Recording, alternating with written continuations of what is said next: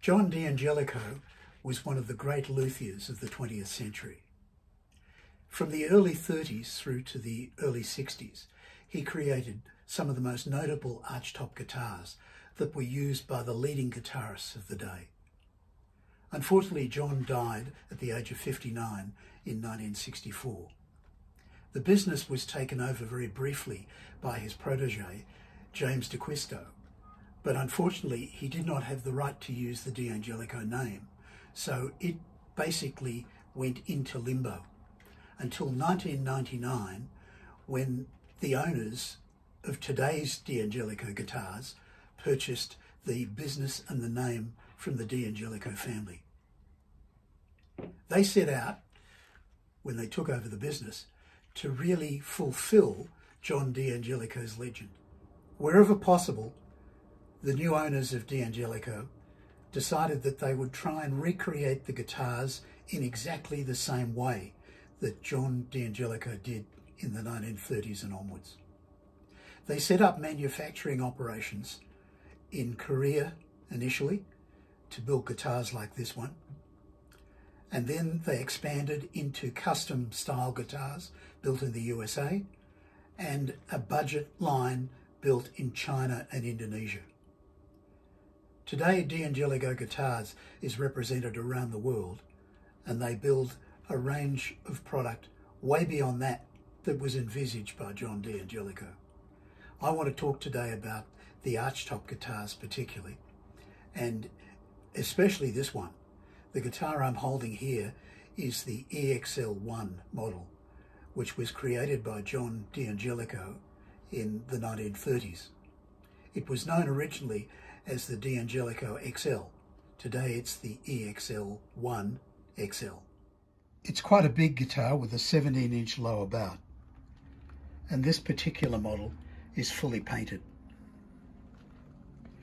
The top is made of laminated spruce. The sides and back are laminated flame maple. The neck is hard maple. And of course, there's the magnificent D'Angelico headstock, which is really something that lets D'Angelico stand out from the crowd. I'm sorry to see that some of the newest D'Angelico models are not using this classic headstock, because I think really it's something that makes D'Angelico really different from all other guitar brands. The bridge is ebony. The fingerboard is ebony.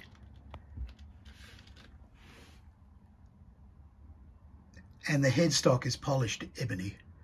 The inlays are real mother of pearl. The tuners are Grover Rotomatic and are very, very stable. The binding on the guitar is triple ply, and it's really quite superbly done. As I mentioned earlier, this guitar is made in Indonesia, but it's built to the same exacting standards that John D'Angelico set in the 1930s when he originally started making the XL series.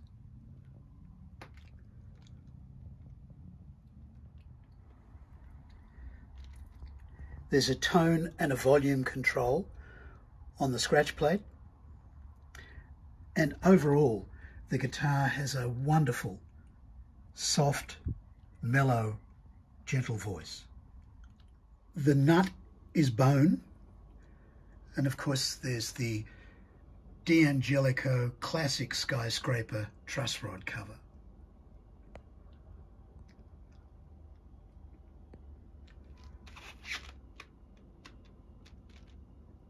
The pickup is a Johnny Smith style floating pickup, which is connected to the tortoiseshell scratch plate.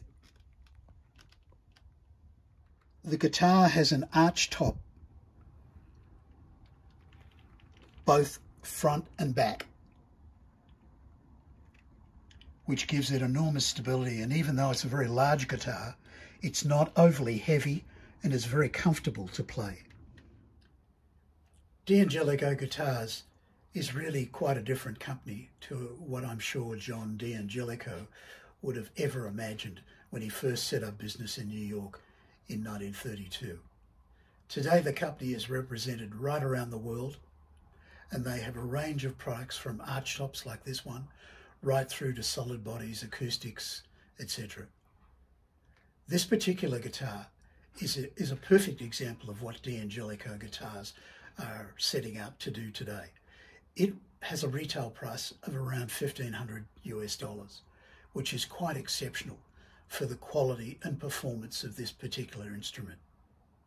If you compare it to, say, what Gibson are selling their guitars for, you can really see that D'Angelico are on the right track. And with Gibson not wanting to concentrate on jazz-style hollow body archtops, it's given D'Angelico the opportunity to build a much larger marketplace than they should have, given that there were other competitors in the market against them. There's a short video following this which gives you a good opportunity to hear the real voice of this guitar. And as I said, it is really something quite exceptional, and I just can't believe how they can do it for the price, but they do. And good luck to them. Good luck to us being able to buy guitars like this for that sort of money. Thanks very much for watching, and I hope you enjoy the video.